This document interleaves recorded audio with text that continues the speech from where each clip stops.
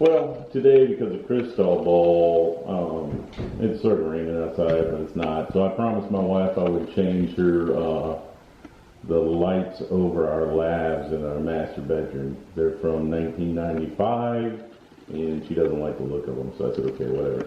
So she bought some from the old Amazon, and it's pretty straightforward. So I wasn't going to do the video, but I fucking came across something that I thought people would enjoy.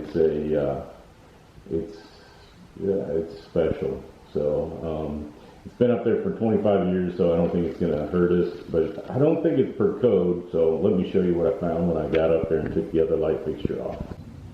All right. Now hopefully this is focusing, but I got a vent line running through my box. Or wait, no, they just cut the face of the box off, installed it so that the vent line could run past. So I just thought that was interesting. I'm gonna take the installation plate off so you can see it a little bit better.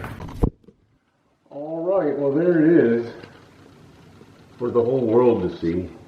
If I have any licensed electricians, is there a different box or a different wall plate I can get that would close that up? I just, you know, if you can, tell me what to do down below. I'm going to put this other light fixture up, but as you can tell, it's right over the center of the vanity, so it's not like I can move it any. So anyways, yeah, please put in the comments below if there's another box that's shallow that I can install in there and go from there. And again, and maybe it is per code, I don't know, but it just looks a little hokey to me. Just know that I'm still working on a Mustang. This is just one of my honeydews, and I'm getting it knocked out so I can go back out there and work.